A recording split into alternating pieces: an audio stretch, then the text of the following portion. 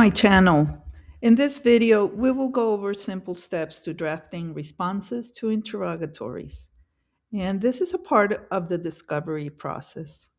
Please watch the whole video as there is a lot of important information throughout, and including at the end of the document. So after the Joint Case Conference report or the JCCR is filed, you may be served with written discovery. Usually, one side serves a bundle that includes interrogatories, requests for admissions, and requests for production of documents, all at the same time. And all of these get e-served with the court in PDF format. So, interrogatories are pretrial written questions from one side to the other that must be answered in writing, under oath, and usually within 30 days. Any party may serve upon the other 40 interrogatories, including its discrete subparts, but check with your state rules.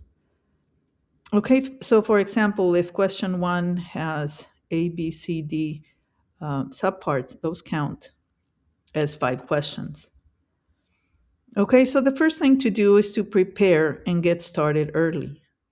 As soon as you receive the interrogatories, send the questions and only the questions to your client, not the entire document. And give him approximately 5 days or a week to answer these questions. Don't give him any more time than that, as you will need also to review these and go over them. And follow up frequently. Once the client returns the answers to you, schedule an interview with the client to go over each interrogatory and response. You may ask the client for dates, facts, names, and details needed to respond to each interrogatory. And you must inform the client that these responses are not optional.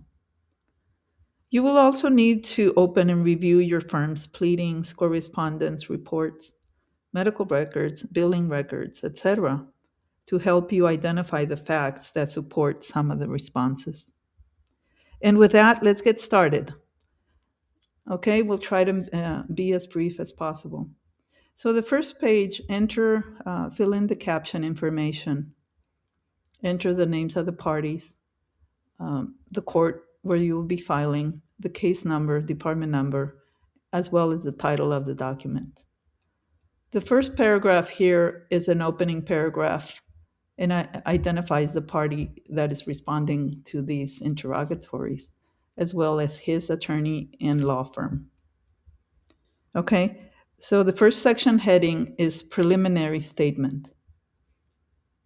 And the text under this heading, all of this text, number 1, 2, 3, 4,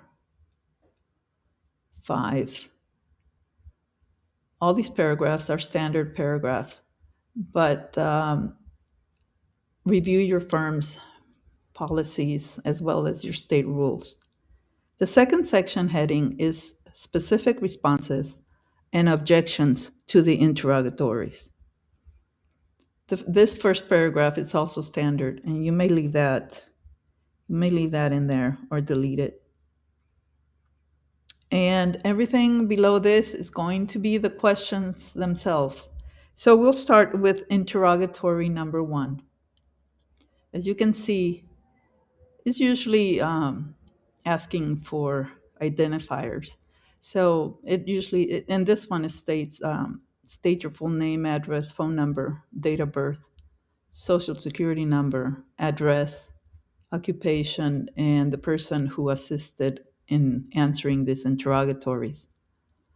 As you can see in the response, I started with an objection regarding plaintiff's social security number, and that it is irrelevant and unlikely to lead to discovery of admissible evidence. Okay, you may answer the rest of the questions, the name, address, phone number, date of birth, and you may also add the last 4 of the social security number. So state subject to and without waiving these objections, plaintiff responds as follows. Okay, and one this paragraph here that states discovery is ongoing and plaintiff reserves the right to supplement this response. That is included with every answer. Just because you may reserve the right to supplement the answer if you get new information. Okay. Also, regarding the objection, you are allowed to object to any question that is improper, that is irrelevant, burdensome, ambiguous, privileged, etc. However, you should try not to object to most questions. Okay, objections must be stated with specificity. If not asserted, they are generally waived.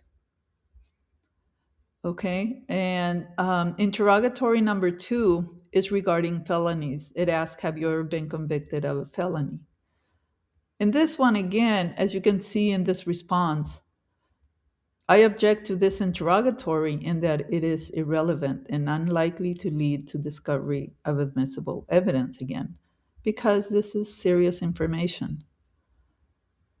So there was no response to it. It was just an objection. However, if the client wishes to respond, he can respond. In this case, the client stated, "I have never been convicted of a felony." Right here. Okay, interrogatory number 3 asks to describe the facts of the accident. So whatever the client states, put it in there, type it in there. And you'll go over this with him to make sure that that is consistent with what he stated previously. Okay, and then again, this is the standard paragraph regarding reserving the right to supplement this response. And then do you see these 3 forward slashes? I try to add that to any blanks. You don't really want to have any blank spaces, so that everything also looks nice and formatted correctly. Okay, that tells a lot about your work, how you format your documents. So interrogatory number 4 asks regarding any photographs or videos taken. And here the client stated, I took pictures, but I no longer have them as my phone was stolen. Okay, number 5 says, state the full name, address, and phone number of each person of which you are aware who has knowledge, information, or evidence of the incident. And the answer is, I am not aware of any. So most of these responses come from the client, except the ones that you object to, that your attorney objects to. Okay, so regarding objections, there's many objections that you can use. I will make a list of the most common objections, and those also can be revised and modified according to what your needs are. But there's many objections because there's different types of civil complaints. So most of my documents are regarding personal injuries. So I will make a document with objections. Okay, so in this document,